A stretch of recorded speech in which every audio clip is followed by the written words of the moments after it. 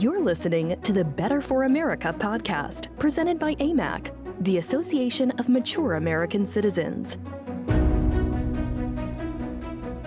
Hello, everyone. I'm Rebecca Weber, and this is your AMAC podcast, Better for America. Today we have with us Nick Adams. He is the founder and executive director of the Foundation for Liberty and American Greatness, known as FLAG, a nonprofit organization dedicated to educating Americans about the values and principles that make our nation exceptional. To achieve the mission, FLAG promotes and provides high-quality civics education K through 12 students across the country, and that impacts American culture in a way that preserves our exceptional American value system for generations to come. Nick was born and raised in Australia, and he immigrated to America and received a rare extraordinary ability green card. Nick Adams is a 4-time best-selling author. We'll talk to him about his book.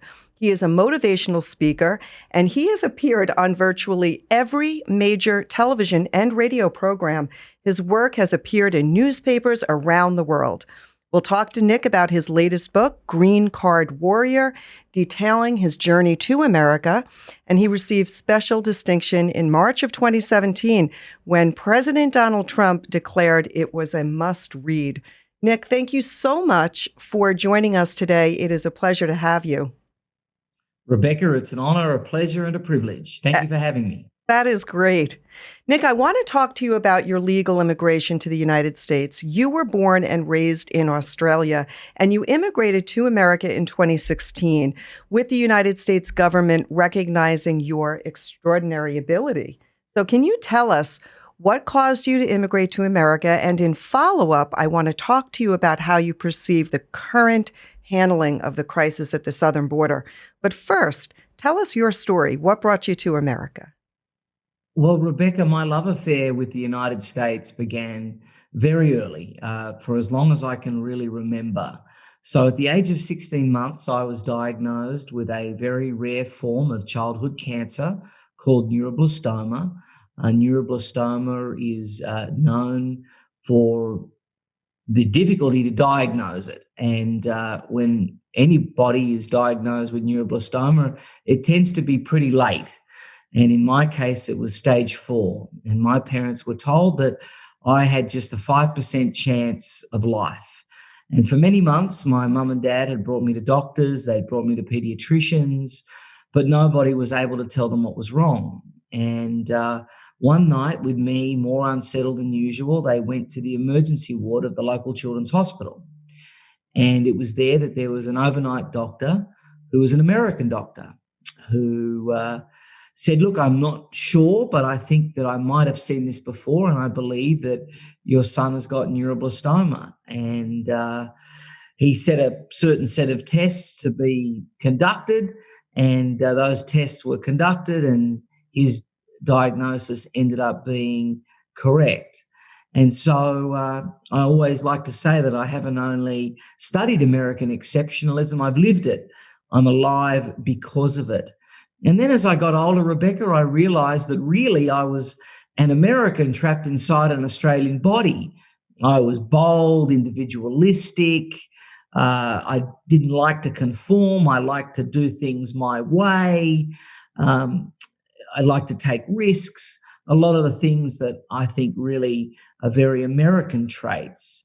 And so the older that I got and the more that my politics developed, I realized I had a very pro-American, patriotic worldview. And I was elected very young, at a young age, at the age of 19, to local government, becoming one of the youngest ever elected councilmen in Sydney, Australia. And then just a few days after my 21st birthday, I was elected the youngest deputy mayor in Australian history in Sydney. So with that platform, I came over to the United States on a speaking tour and fell in love with the place. It was even more than what I thought it would be, and my expectations were pretty high. And so I came back home and I told my parents that I think America's the place for me. And then I began the legal immigration process, which is very long, very cumbersome, very painful. Took me very expensive. Took me 4.5 years, cost me close to $50,000 later. Uh, and after that, I immigrated here. So that's kind of my story. And if you're going to ask me what frustrates me the most, it does frustrate me enormously as somebody that had to dot every I and cross every T, that people are rewarded for bad behavior when they come to America the wrong way. And I think the only way to solve the problem that we have at our border, and we should also acknowledge that it's not just a policy problem, it's also an accolade. And I think that that's something that's often missed. There are so many people that want to come to the United States of America, contrary to the lines that we're fed by the left and this White House and the media, that America's a bad country, a hateful place, a racist place. It really doesn't stand up when you think about it, given that so many people want to be a part of us. But if you're going to come to America, you've got to come to America the right way. There shouldn't be any exceptions. That's the only way, I think, that kind of tough love, that we're going to ensure that people respect our borders and that we have law and order, and that'll give us the best outcome for Americans. I agree with you, and I certainly do believe that immigration reform is needed. But legal immigration, it is illegal to come over to the United States without going through the process. And I feel that the current the handling of the crisis at the southern border is very shameful. For example, Kamala Harris hasn't been there in well over 35, 36, 37 days now since she's been appointed. What are your thoughts specifically as it relates to the Biden administration? What are they doing wrong? I think they're sending a bad message, but what are your thoughts? Rebecca, look, make no mistake about it. I mean, the border chaos that we are seeing right now is 100% Joe Biden's creation. You can say what you want to say about President Trump, but at the end of the day, he had our border under control. His administration sent out all the correct messaging that if you come to the United States of America the wrong way, you're not going to get to stay. If you come to America the wrong way, if you take the risk to come to America the wrong way, that risk is never going to be rewarded. So it's just not worth it. And people actually knew that there was going to be a hardline approach and that bad behavior wouldn't be rewarded, because President Trump understood something that President Biden doesn't understand. And that is that weakness is provocative. And if you give people any kind of inkling that their bad behavior is going to end up with a positive outcome for them, then if that carrot is there at the end of the road, they're going to take it. It's just the reality of it. The only way to solve this is by saying no exceptions. It doesn't matter whether your parents brought you here or your grandparents brought you here, whether you came yourself. There can be no exceptions if we're going to really have the right kind of policies going down there. But I fear that really what's going on, Rebecca, is that for the Democrats, for Joe Biden, for Kamala Harris, a lot of their inaction is because they like what's going on. And they like what's going on because ultimately this is about votes and this is about power. And they figure that if the Democrats are the ones that are in power when these people come, if they're the ones that reward the bad behavior, then they're going to be rewarded in future years at the ballot box. And it's just an awful, awful situation that we're in. It really is, and that really is the truth. The sad part of it, too, is that they're sort of clothing their message in compassion, right, and convincing people that it is the compassionate thing to do, when in fact we understand that it really is devastating to those people coming over and to existing tax-paying Americans that are really going to carry the burden. So there's got to be a better way, and it is unfortunate that they're putting their own party before the American people. I want to turn to you, Nick, and ask you about your foundation, the Foundation for Liberty and American Greatness, FLAG, and encourage people to check you out on your website. I mentioned it's a nonprofit organization that it teaches civics. It informs parents and students on the power of the American dream. I love this. And you've said that high quality civics education is the key to preserving freedom for generations to come. We here at AMAC, we agree with you. What should Americans know about critical race theory and the New York Times 1619 Project? A lot of our listeners are over the age of 50 years old. They personally their children may even be grown and out of college at this time and may not understand exactly what exactly critical race theory is. Can you share with folks that are listening why that way of teaching is bad for America, what you know about it? Well, I think the best way to get people to really understand, Rebecca, is to keep it really general.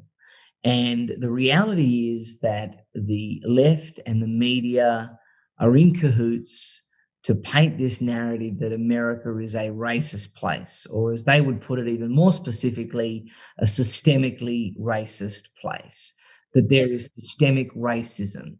And critical race theory kind of buttresses this narrative. And it's brainwashing, it's attempting to brainwash our children that America is such a country, that it's a hateful place, that it is a discriminatory place, that it's a bad country for a person that's not white to be in.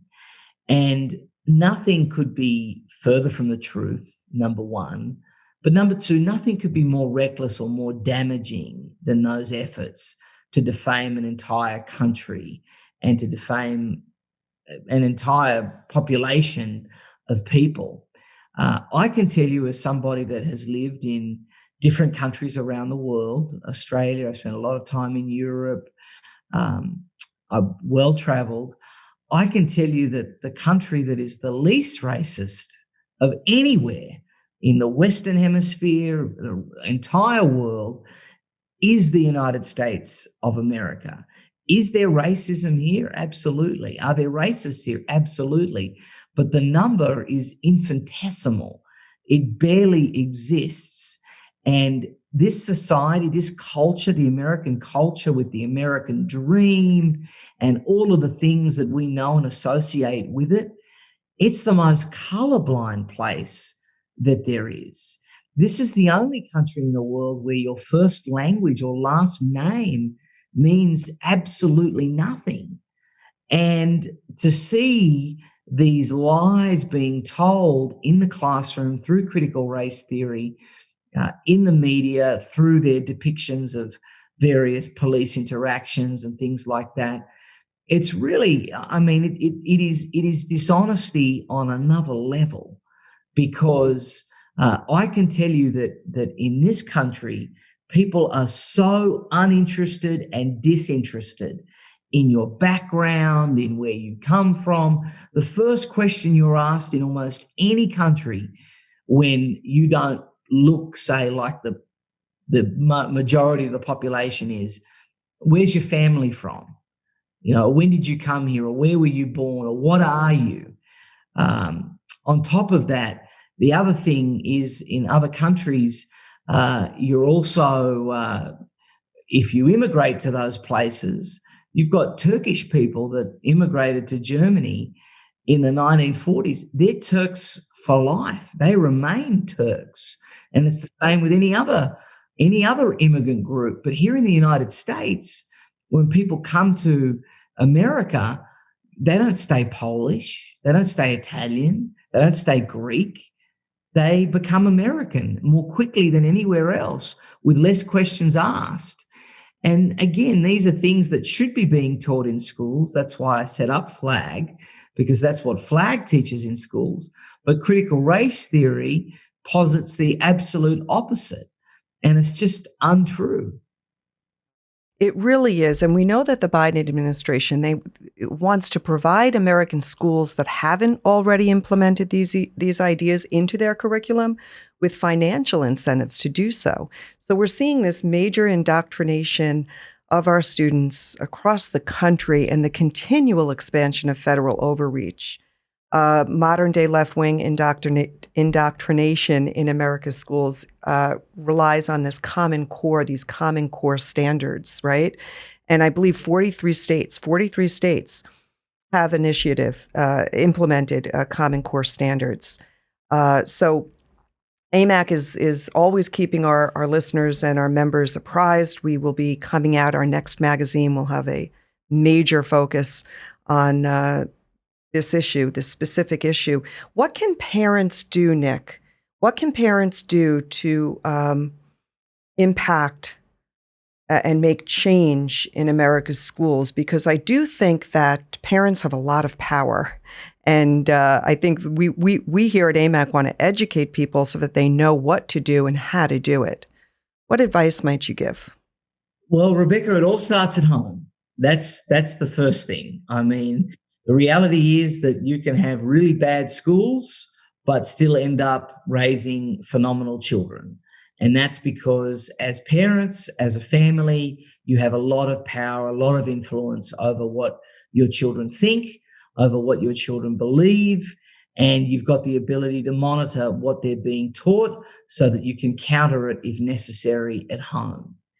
I would say that even more pivotal to the raising of children, just by nature of mum and dad having to work and pay off the mortgage and having their own careers and still being of an age where they have other things to do, one of the most understated support roles, I think, are grandparents, which I know that the AMAC audience also can relate to.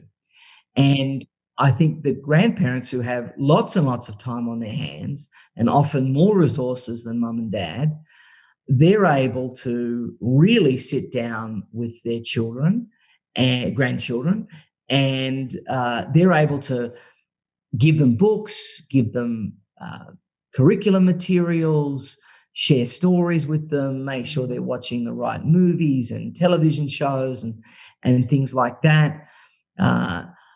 Vigilance is very important. I mean, a parent must be on top of what's being taught at their school. And I think that this is one of the things, Rebecca, unfortunately, in the United States, it's probably worse than it is in most Western countries.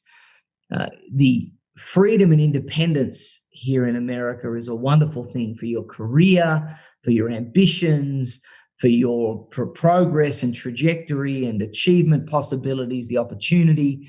But it's not always a great thing for the family unit. And the family unit in the United States is very weak because of that. I can tell you that both when I was at elementary, middle, and high school, obviously, but also at college, I would be being asked every day by my parents, what did you learn today? What are your professors telling you? What did you hear in your lectures? And, if I came back and I said, well, they're telling me that we're all bad and that would be immediately dealt with.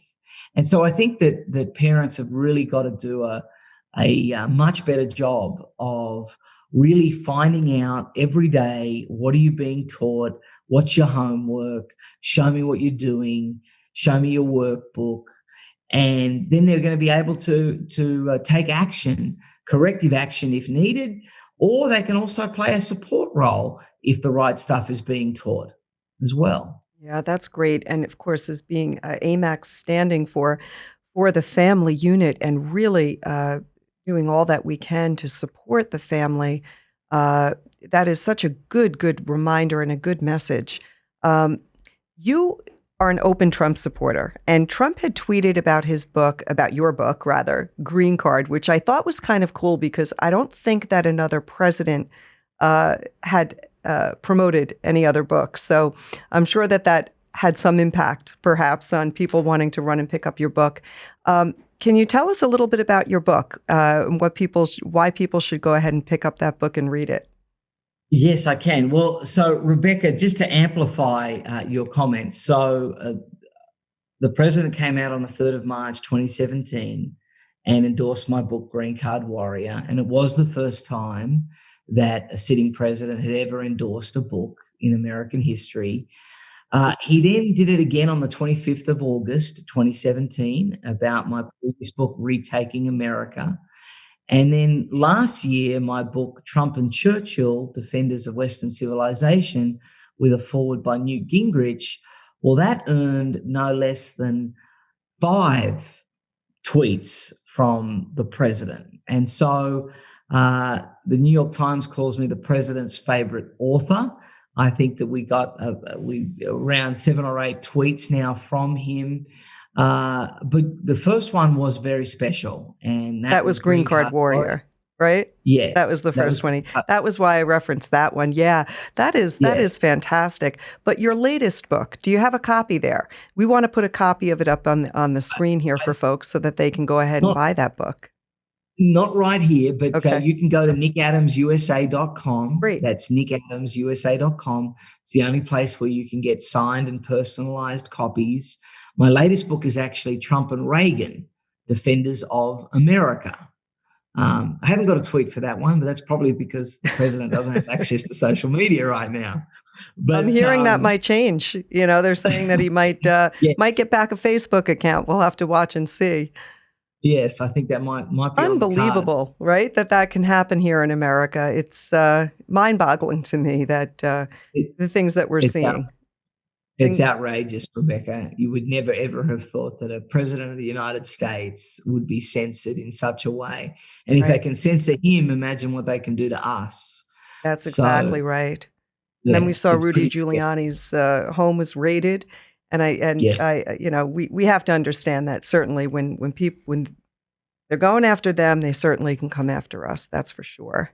Do you think that Donald Trump will run again?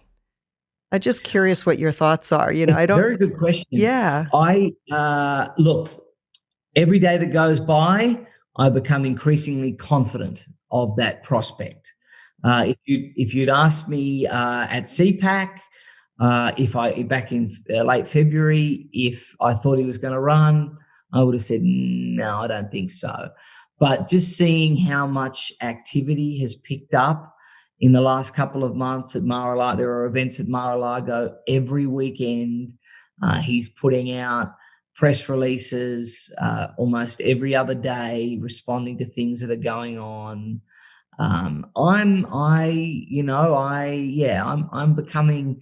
becoming more convinced that he's planning a second run. Interesting.